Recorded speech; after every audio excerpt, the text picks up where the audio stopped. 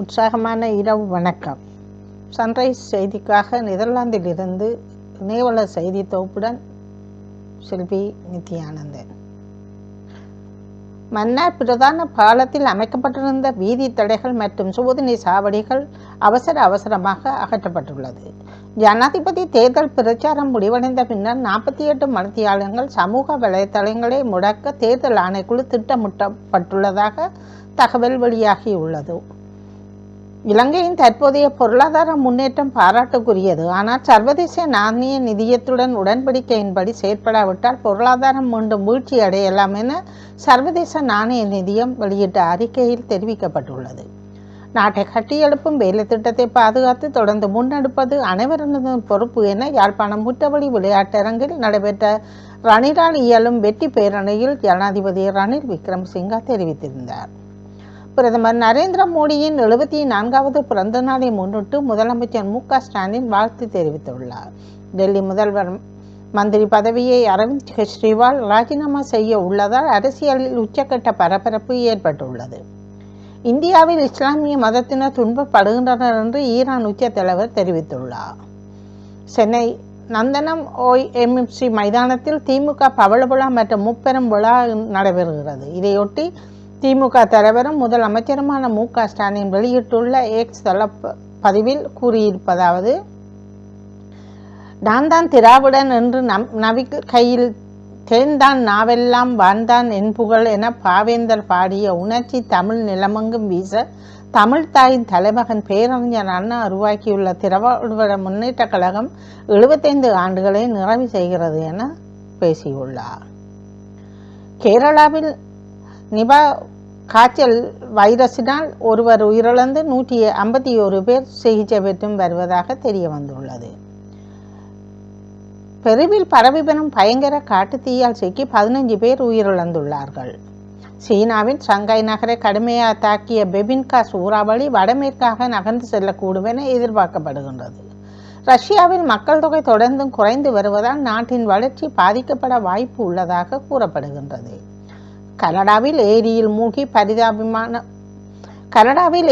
மூழ்கி பலியான பிரணீத்தின் உடலை இந்தியாவுக்கு திருப்பி கொண்டு வர உதவும்படி மத்திய மாநில அரசுகளிடம் அவருடைய தந்தை கேட்டுக்கொண்டுள்ளார். இங்கிலாந்தின் நோர்விச் நகரைச் சேர்ந்த நபர் ஒருவர் ரோசி என்ற பூனையை வளர்த்து வந்தார். இந்த பூனை 1991 பிறந்துள்ளது. நீண்ட காலம் உயிர் வாழ்ந்த இந்த பூனை தற்பொழுது இறந்திருப்பதாக தெரிய வந்துள்ளது. பிரான்சில் ஆண்டு ஒன்றுக்கு சுமார் 3000 பெண்கள் கருப்பை புற்றுநோய்க்கு ஆளாகின்றார்கள். இவர்களில் ஏறத்தாழ 880 பெண்கள் கடுமையான பாதிப்பை சந்திக்கின்றனர். அதிலும் பெண்கள் அடங்குவர் என மருத்துவ தரவுகள் தெரிவிக்கின்றன. அமெரிக்க அதிபர் வேட்பாளர் டொனால்ட் ட்ரம்ப் மீதான கொலை முயற்சியை அமெரிக்க பிரபல தொழிலதிபர் எலான் மஸ்க் விமர்சித்துள்ளார்.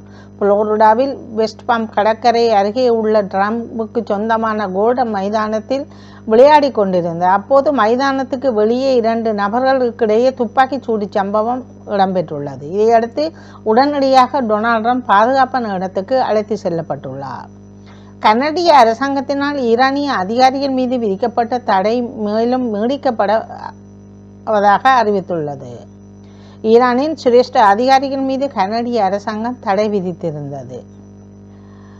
வடக்கு கிழக்கு உக்ரைனில் உள்ள கார்கிவ் நகரில் ரஷ்யா வான்வெளி தாக்குதல் நடத்தியுள்ளதாக தகவல் வெளியாகியுள்ளது. அங்குள்ள பல மாடி குடியிருப்பு கட்டிடத்தின் மீதான ரஷ்யா வெடிகுண்டுகளை வீசியதில் ஒருவர் உயிரிழந்திருப்பதாகவும் குழந்தைகள் உட்பட 40 பேர் படுகாயம் அடைந்திருப்பதாகவும் தெரிவிக்கப்படுகின்றது. விளையாட்டு செய்திகள். அமெரிக்காவை சேர்ந்த வேல்ஸ் வில்காக்ஸ் என்ற பெண் உலக சாதனை படைத்துள்ளார். துவிச்சக்கர வண்டியில் குறுகிய காலத்தில் உலகை சுற்றி வந்த முதல் பெண்மணி என்ற பெருமையை பெற்றுள்ளார். இவர் 108 நாட்கள் 12 மணி நேரம் 12 நிமிடங்களில் உலகை வலம் வந்துள்ளார். இந்திய அணியில் தன்னுடைய பணி குறித்து இந்திய கிரிக்கெட் அணியின் புதிய பவுலிங் பயிற்சியாளரான மோர்னன் மெர்க்கல் கருத்து தெரிவித்துள்ளார். இந்திய கிரிக்கெட் அணிக்கு புதிய பயிற்சியாளராக தென்னாப்பிரிக்காவின் முன்னாள் வேகப்பந்து வீச்சாளர் மோர்னே நியமிக்கப்பட்டுள்ளார். டேல் ஸ்டெய்னருக்கு இணைந்து தென்னாப்பிரிக்காவின் பவுலிங் தாக்குதலை வழிநடத்திய மெர்க்கல் தற்பொழுது இந்தியாவின் பவுலிங் வரிசையை வலுப்படுத்தும் பொறுப்பை ஏற்றுள்ளார். ஒலிம்பிக் மற்றும் பாரா ஒலிம்பிக் போட்டிகள் சிறப்பாக இடம்பெற காரணமாக இருந்த பொதுமக்களுக்கு நன்றி தெரிவிக்கும் பிரச்சார பணிகள் செப்டம்பர் 18ஆம் தேதி நாளை முதல் ஆரம்பிக்கப்பட உள்ளது. மெர்சி என்னும் ஒற்றை வார்த்தையுடன் கூடிய பதாதைகள் சுவரொட்டிகளை நாளை முதல் பல இடங்களில் காணக்கூடியதாக இருக்கும். இதற்காக 1500 சுவரொட்டிகள் அச்சிடப்பட்டுள்ளன. 350 இடங்களில் அவை ஒட்டப்பட உள்ளன. மேலும் 1000 இடங்களில் ஒற்றை வார்த்தையுடன் கூடிய பதாதைகள் சுவரொட்டிகள் நாளை முதல் பல இடங்களில் காணக்கூடியதாக இருக்கும். இதற்காக 1500 சுவரொட்டிகள் அச்சிடப்பட்டுள்ளன. 350 இடங்களில் ஒட்டப்பட உள்ளன. மேலும் 1100 இடங்களில் பதாதைகளும் நிறுவப்பட உள்ளன. ஒலிம்பிக் போட்டிகள் ஆரம்பமாவதற்கு முன்னால் உலக மக்களை பரிசுக்கு வரவேற்கிறோம் என்னும் தொனிப்பட வார்த்தைகளை அச்சிட்டு இதேபோல் பிரச்சாரம் மேற்கொண்டிருந்தமைக்கும் குறிப்பிடத்தக்கது. இத்துடன் செய்திகள் நிறைவடைகின்றன. நன்றி, வணக்கம்.